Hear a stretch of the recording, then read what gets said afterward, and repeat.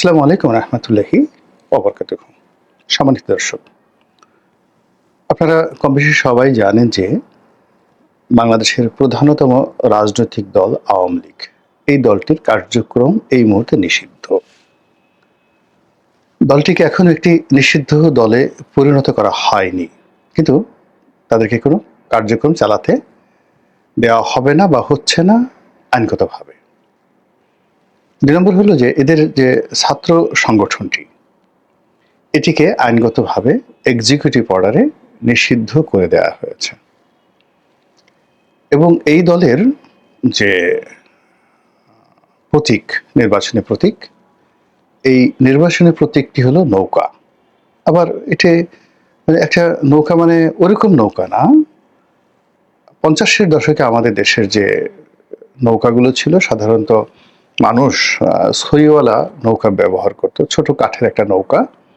আপনারা যারা গ্রামে বড় হয়েছেন ৭১, ৭২, ৭৩ সনে এবং বর্ষাকাল দেখেছেন, একেবারে ছোট মাঝারি আকৃতির নৌকা। নৌকার বিভিন্ন আকার ছিল। আমাদের যেমন মালবাহী অনেক বড় বড় নৌকা রয়েছে, যেগুলো জাহাজের মতো ছিল, ২টো ৩টে করে সেখানে পাল থাকতো এবং সেই পালের পেছনে যে হাল থাকতো, সেই হাল থাকতো এবং এক একটা নৌকা ৫০০ মন, ১০০০ মন এরকম বড় আকৃতির ছিল। তো সেই সকল নৌকা পাট থেকে শুরু করে অন্য সকল পণ্য সামগ্রী বহন করা হতো। আজকের যে বড় বড় জাহাজগুলো, ঠিক ওরকম জাহাজের মতো না হলেও সেই সকল পাল তোলা, ২টো ৩টা ৪টে করে পাল তোলা, তো এরকম নৌকা যারা জোয়ারের সঙ্গে, বাতাসের সঙ্গে সামঞ্জস্য রেখে বাংলার এক অঞ্চল থেকে অন্য অঞ্চলে যেত।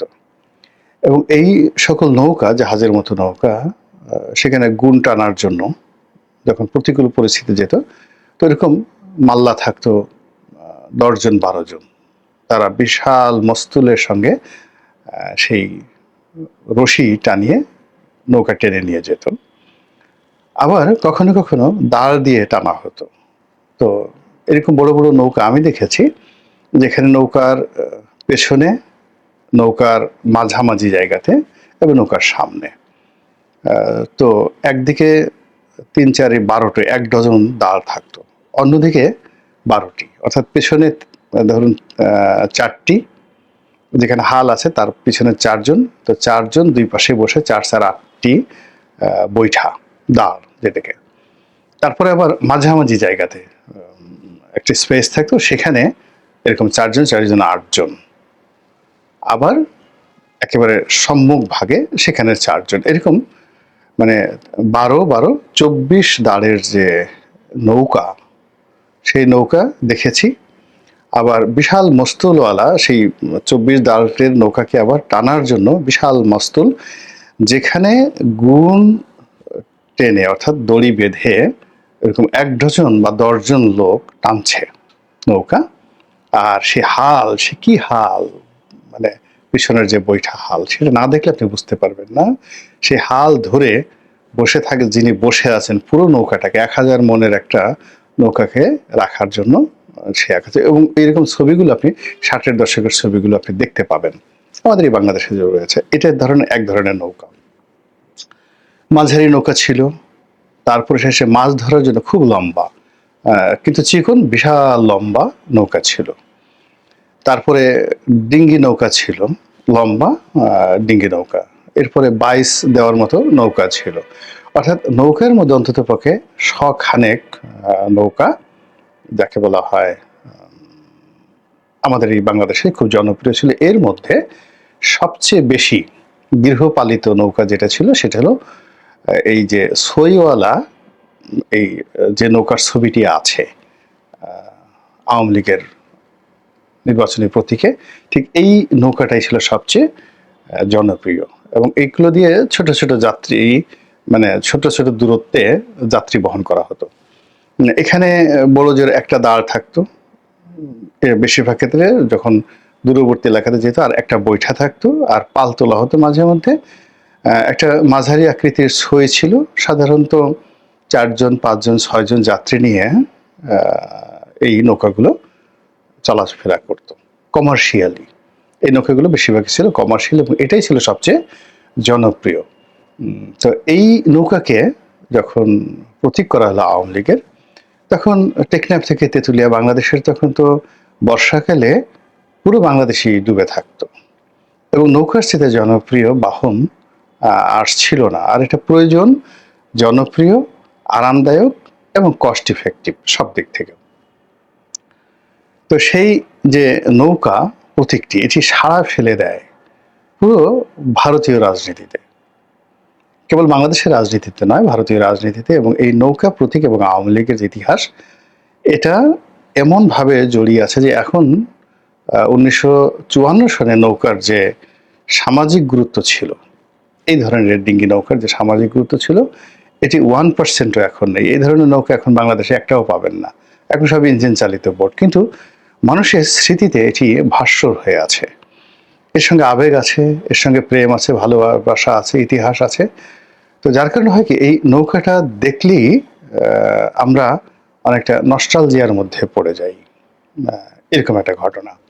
তো সেই নৌকাকে সামাল দেওয়ার জন্য দেখা গেল ধানের শীষ এসেছে। ধানের শীষ আমাদের দেশে প্রধান খাদ্য, সবই ঠিক আছে, কিন্তু নৌকার মতো মানে রাজনৈতিক যে স্লোগান, এটা যে রিদম, যেমন আপনি যখন বলা হয় জয় বাংলা, প্রতীক আছে, মার্কা আছে, কোন সে মার্কা? নৌকা, নৌকা, নৌকা। তো আবার একই যদি বলা হয় মার্কা আছে, কোন সে মার্কা? ধানের শীষ, ধানের শীষ, ধানের শীষ। কোন সে মার্কা? দাড়িপাল্লা, দাড়িপাল্লা, দাড়িপাল্লা। কোন সে মার্কা? তো লাঙল, লাঙল, লাঙল, এই তিনটার কথাই ধরেন। এখন সেখানে দেখেন নৌকার যে রিদমটা, এটার যে টরে টক্কা, মানে এটার যে উচ্চাঙ্গ সঙ্গীতের যে তবলা বলেন, হারমোনিয়াম বলেন, কিংবা সারিন্দা বলেন, কিংবা দোতারা বলেন, ওই প্রত্যেকটা যন্ত্র, আমাদের আবহমান বাংলার যন্ত্রের সঙ্গে নৌকা, নৌকা, এটা যেভাবে সহজে মানে মানুষের হৃদয়ে ঢুকিয়ে দেওয়া যায়, এটা অন্য কোনো প্রতীক দ্বারা বাংলাদেশ আসলে সম্ভব হয় না। ধরেন কারো হলো মুরগি, প্রতীক হলো, তো যদি বলে মার্কা আছে, কোন সে মার্কা? মুরগি, মুরগি। বা ধরুন এই যে এখন ওরা শাপলা চাচ্ছে, এনসিপি, তো এখন যদি বলা হয় নেতা আছে, কোন সে নেতা? নাহিদ, নাহিদ। মার্কা আছে, কোন সে মার্কা? সেটা যদি বলা হয় শাপলা, শাপলা। ঠিক নৌকার সাথে যায় না, এটা এমন ভাবে হয়ে গেছে, এটা একটা সুর তৈরি হয়ে গেছে। কফি হাউসের সেই আড্ডাটা আপনি অমর গান তো আর তৈরি করতে পারবেন না, এটার সঙ্গে কোনো কিছু তুলনা করতে পারবেন না। কিংবা আমাদের যে জাতীয় সঙ্গীত, আমার সোনার বাংলা আমি তোমায় ভালোবাসি, এটা যে সঙ্গীতটি, মানে এই সঙ্গীতের সঙ্গে গান, বাদ্য, মানে এটার যে সারেগামা যা কিছু রয়েছে, এটার কাউন্টার ওরকম মধুর আর একটা দ্বিতীয় গান সবাই চেষ্টা করেছে, হয়নি। ওইটা হয়নি। শোনা, শোনা, শোনা, লোকে বলে শোনা, শোনা নয় যত খাঁটি, কত সুন্দর একটা গান। কিংবা প্রথম বাংলাদেশ আমার শেষ বাংলাদেশ, জীবন বাংলাদেশ আমার মরণ বাংলাদেশ, এটাকে কাউন্টারলি জনপ্রিয় করার জন্য যে কত চেষ্টা করা হয়েছে, কিন্তু জাতিসংঘের কাছাকাছি যায়নি। কিংবা নতুন বাংলাদেশ গর্ব মোরা, এর সাথে চেষ্টা করেছেন। হ্যাঁ, তো এরকম হয়। ভারতে আপনি চিন্তা করেন সারা জাহাসে আচ্ছা হিন্দুস্থান হামারা, এটা আল্লামা ইকবাল সাহেবের কবিতা, তার গান, এবং এটা মূলত সেই ব্রিটিশ ভারতে করা হয়েছে সম্মিলিত ভারতবর্ষের জন্য। কিন্তু ভারতে এটা এতটা রিদম সৃষ্টি করেছে, ভারত দুটো জাতির সঙ্গীত করেছে, জনগণমন অধিনায়ক জয় হে। তো কিন্তু সারা জাহাসে আচ্ছা হিন্দুস্থান হামারা, এটার পর্যায়ে যেতে পারছে না। ফলে ভারতের মতো জায়গাতে তাদের জবন দেশ, শত্রু দেশ, সেই শত্রু দেশের জাতীয় কবি আল্লামা ইকবালের সেই লেখা তাদেরকে জাতীয় সঙ্গীত হিসেবে মেনে নিতে হচ্ছে। এই কারণ হলো রিদমের কারণে। যেমন দেখা গেল যারা খুব চেষ্টা করছে শিবাজিকে জাতীয় নেতা বানানোর জন্য, গত 100 বছর ধরে তারা প্রাণান্ত চেষ্টা করছে আওরঙ্গজেবকে ভিলেন বানানোর জন্য, কিন্তু কোনো অবস্থাতে আওরঙ্গজেবকে বাদ দেওয়া যাচ্ছে না, আওরঙ্গবাদকে বাদ দেওয়া যাচ্ছে না, আওরঙ্গজেব সড়ক দিল্লিতে বাদ দেওয়া যাচ্ছে না। কিংবা সেই যে ঔরঙ্গাবাদ, যেটা ওই শিবাজির যে এলাকা, কিংবা ধরুন এখন গুজরাটে যেখানে এই ঔরঙ্গাবাদ রয়েছে, ওই এলাকাটাকে বাদ দেওয়া যাচ্ছে না। কেন? এর কারণ হলো 50 বছরের শাসনে ভারতবর্ষকে ফাইন্যান্সিয়ালি, মিলিটারিলি, সামরিক শক্তিতে, ল অ্যান্ড অর্ডার, জাস্টিস, ন্যায় বিচার, সংহতি, শান্তি শৃঙ্খলায়, মানে এই 50টি বছরে আওরঙ্গজেবের জমানাতে পুরো ভারতবর্ষে যে স্ট্যাবিলিটি ছিল, 5000 বছরের ইতিহাসে এরকম স্ট্যাবিলিটি কখনো ছিল না, ইভেন নট যাকে বলা হয় আকবরের জমানাতেও। বাদ দেবেন কিভাবে? ইতিহাস তো বাদ দেওয়া যায় না। তো এই যে আমরা বলি রাম রাজত্ব, ওটা ওটা, মানে এগুলোর সামনে অনেক সুন্দর সুন্দর গল্প আছে, কিন্তু আওরঙ্গজেবের যে রাজত্ব, এটা বাস্তবতা। জাহাঙ্গীর সারাক্ষণ মদ খেয়ে থাকতেন, এবং তিনি যে পরিমাণে মদ খেতেন, কিন্তু তাকে তো বাদ দেওয়া যাচ্ছে না। কিন্তু ইতিহাসে তার যে সফলতা, তারপরে ধরুন শাহজাহান, তার জমানা তো বাদ দেওয়া যাচ্ছে না, কোন অবস্থাতে বাদ দেওয়া যাচ্ছে না। মহীশূরে হায়দর আলী বা টিপু সুলতান, হায়দর আলী টিপু সুলতান এর সমপর্যায়ের কোনো হিন্দু যে নায়ক, মহানায়ক দাঁড় করানো যাচ্ছে না। ওখানে হায়দর আলী আসছে, কিংবা ধরুন নিজাম, হায়দরাবাদের নিজাম, তো তাকে তো বাদ দেওয়া যাচ্ছে না, সাত সুলতানাকে বাদ দেওয়া যাচ্ছে না। তো এরকম ইতিহাস এমন একটা ব্যাপার যে ওর জায়গাটা এমন হয়ে যায়, সেই জায়গাতে আপনি কোনো অবস্থাতেই বিকল্প কাউকে বসাতে পারবেন না। যেভাবে ভারতবর্ষের ইতিহাসে আপনি চন্দ্রগুপ্ত মৌর্যকে বাদ দিতে পারছেন না, অশোককে আপনি বাদ দিতে পারছেন না, অসংখ্য মানুষ, কুষাণ রাজ কনিষ্ককে বাদ দিতে পারছেন না। তো ধরুন বাংলাদেশে আওয়ামী লীগের যে ইতিহাস, জয় বাংলার যে ইতিহাস, নৌকার যে ইতিহাস, সেই ইতিহাসকে বাদ দেওয়া যাচ্ছে না। মানে এটা নিয়ে যত কথা বলা হচ্ছে, একটা হীরকখণ্ড যেভাবে যত অ্যাঙ্গেলে আপনি কাটবেন, ওটার উজ্জ্বলতা বৃদ্ধি পাবে। একইভাবে জয় বাংলা বলেন, নৌকা বলেন, আওয়ামী লীগ বলেন, এটাকে নিয়ে যত আঘাত করা হচ্ছে, বারবার শুধু এটা দুটি ছড়িয়ে পড়ছে। গোপালগঞ্জে গিয়ে আঘাত দেন, দুটি ছড়িয়ে পড়ছে। তারপরে বঙ্গবন্ধুর মাজার ভাঙতে যান, তাকে গালাগালি দেন, তাকে অশিক্ষিত, বর্বর, চাঁদাবাজ, বাকশালী, তারপরে শেষে কি না করেছে আপনি চিন্তা করুন। 1973 সন থেকে 1975 সন পর্যন্ত, অর্থাৎ আগস্ট মাস পর্যন্ত ঢাকা বিশ্ববিদ্যালয়ের যে মেধা, মানে ছাত্র এবং শিক্ষক, আপনি এখনকার ছাত্র শিক্ষকের যে মেধা, সে মেধার মানে ওই জমানাতে যে মৌলিকত্ব ছিল তাদের মেধা এবং যোগ্যতার, তার পাশে বসার দুঃসাহস আমি নিজে করি না।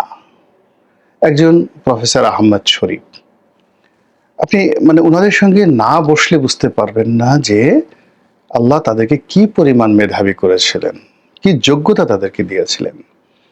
তো ঢাকা বিশ্ববিদ্যালয়ের পুরো মেধা, যোগ্যতা, এডুকেশন, তারা বঙ্গবন্ধুকে শেখ মুজিব বর্বর, অশিক্ষিত, বংশহীন, মর্যাদাহীন, কাণ্ডজ্ঞানহীন, মানে এই ন্যারেটিভগুলো ওই বিশ্ববিদ্যালয়ের প্রান্তর থেকে সর্বোচ্চ মেধা যোগ্যতা দিয়ে তারা চেষ্টা করেছেন। বঙ্গবন্ধু খুবই অপমানিত ছিলেন, এবং তিনি কখনো মানে এই যে তার শাসনামলে কিন্তু ঢাকা বিশ্ববিদ্যালয়ে ঢুকতে পারেননি, এবং তিনি সর্বশেষ 75-এর 15ই আগস্টে মানে দিনের বেলায় তার সেখানে প্রোগ্রাম ছিল। এই প্রথম মানে সেই রাতে তিনি খুব আনন্দিত ছিলেন যে আগামীকাল ঢাকা বিশ্ববিদ্যালয় তাকে বরণ করে নিচ্ছে। তো সেই ঢাকা বিশ্ববিদ্যালয়ের সেই মেধাবী লোকগুলো বঙ্গবন্ধুকে কালার্ট করতে পারেননি। তারা সেই বঙ্গবন্ধুর কর্মকাণ্ডকে বর্বর বানাতে পারেননি। তাদের সেই লেখনী, তাদের সেই ধাস, তাদের সেই মেধা, সেই তুলনায় আমরা এ যুগে যারা কথাবার্তা বলছি, আমি তাদের একটা পশম হওয়ার উপযুক্ত নেই, মানে আমার ভিতর নেই। আর বাইরে অনেক লোক বঙ্গবন্ধুকে গালাগালি করে, অনেক লোক বঙ্গবন্ধুকে গালাগালি করে, দূর থেকে তারা গালাগালি করতে পারে। আপনি তাদের যে কোনো লোককে, আমার মতো একটা ক্ষুদ্র মানুষ, তার সামনে 10 মিনিট কলম নিয়ে বসতে বলেন, বক্তব্য নিয়ে বসতে বলেন, মানে কথা বলার মতো যে তথ্য উপাত্ত ডাটা, মানে গালাগালি করতে পারবেন, কিন্তু আমার সঙ্গে কথা বলতে পারবেন না। আমার এতটুক যে যোগ্যতা আল্লাহ রাব্বুল আলামিন দিয়েছেন, তো আমার মতো লোকের সামনে যারা কথা বলতে পারেন না, তারা বঙ্গবন্ধুর বিরুদ্ধে, আওয়ামী লীগের বিরুদ্ধে, নৌকার বিরুদ্ধে যে ন্যারেটিভ তৈরি করছে, সেটার ভবিষ্যৎ কি হতে পারে এটা বোঝানোর জন্য আমি শুধু বলছি যে আমি যাদের পশম হওয়ার পায়ের নখ হওয়ার উপযুক্ত না, এরকম শত শত মানুষ সারা বাংলায় পুরো জমানাটা চেষ্টা করেছে। আপনি একজন সিরাজুল আলম খান, একজন আসম আব্দুর রব, শাহজাহান সিরাজ, সিরাজ শিকদার, হাসানুল হক ইনু, মানে ওনাদের যে ভারিক্কি, তাদের যে প্রজ্ঞা, তাদের যে মেধা, তাদের সঙ্গে এই যুগের যারা বিপ্লবী, আপনি যদি চিন্তা করেন, আমি তো মানে এদেরকে হিমালয় আর যদি এর পাশে যদি চিন্তা করেন যে এদেরকে ধৈঞ্চা গাছও আমার কাছে মনে হয় না ওই সময়ের প্রেক্ষাপটে। মানে কি তাদের যে যোগ্যতা, কল্পনাই করা যায় না, কল্পনাই করা যায় না, ভাবাই যায় না।